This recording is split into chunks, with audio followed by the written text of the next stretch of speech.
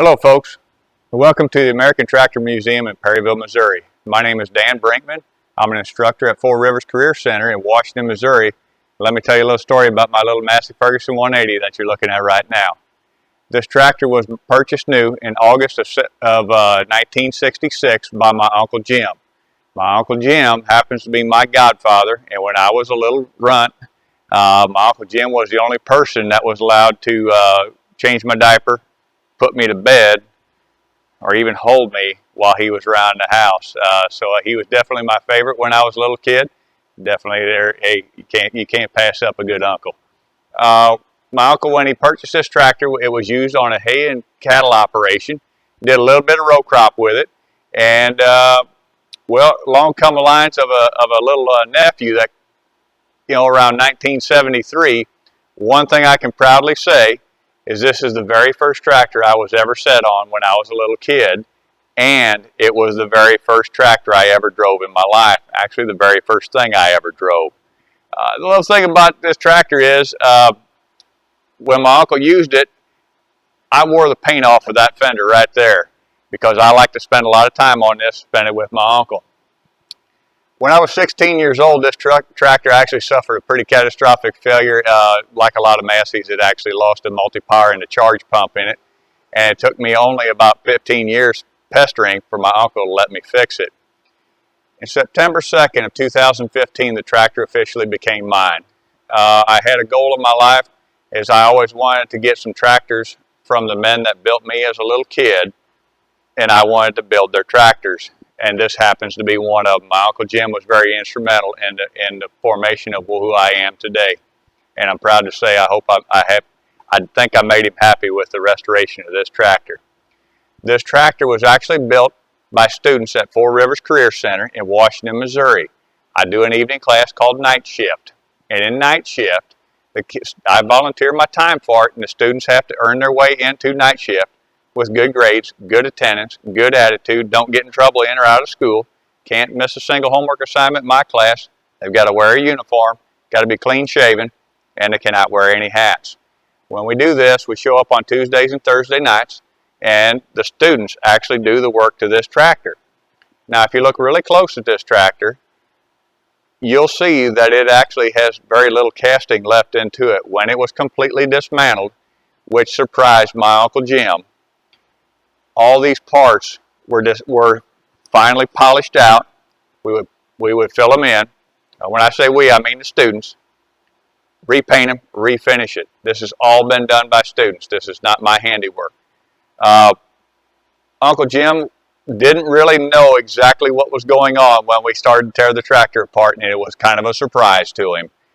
He did come in there and take a look at it a few times as the restoration process went on. And in the last 3 weeks, when the tractor was almost done, he wasn't allowed to see it anymore. The students and I brought it to his farm one Wednesday evening and actually pushed it into his shed. And Jim was allowed to see the tractor for the first time and just be by himself. I thought that was the most fitting way that he should see it again, restored to the condition it is. What do you like the best about this one? Sitting on, I would use it for cutting hay and stuff, and where you sit on it and the view you got.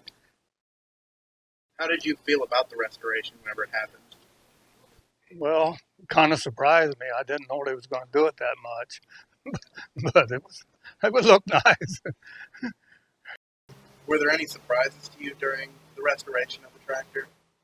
Well, just that I didn't know they was going to do it this fancy.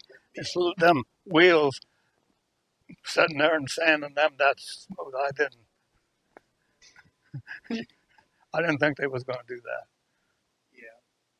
But they did a good job. Yeah, it is nice. If they didn't learn anything else, they could learn patience. What it is it used to be Uncle Jim, and it will always be Uncle Jim's tractor, even to those kids that built it. But now I see it just a little bit different.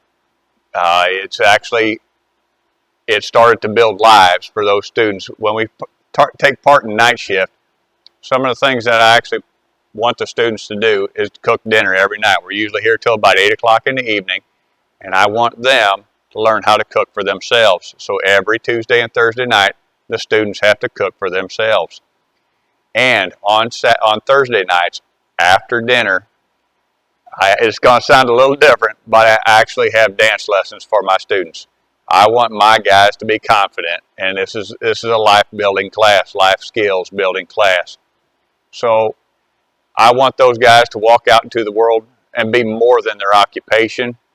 Be that guy that's going to ask a girl to dance, or a guy, and but be a confident young individual. That's what I build. Some folks will come up to me and say, "You're the guy that builds tractors." I don't. I really don't build tractors. I'll tell the students all the time, when you start to look back on this and you realize that the reason that we were gathering on those Tuesdays and Thursday nights was not about this tractor, you're going to start to get an idea why we actually do this. So I'm not the guy that builds tractors. I build fine young individuals, but I just use a tractor as the carrot. Folks, I want to thank you for taking the time to stop by the American Tractor Museum in Perryville, Missouri, and I appreciate you getting to know my little Massey Ferguson 180. These tractors are owned by antique tractor enthusiasts throughout the community. They have graciously allowed us to display them here for you to admire. These tractors come and go, so be sure to visit again and see the newest featured tractor in person soon.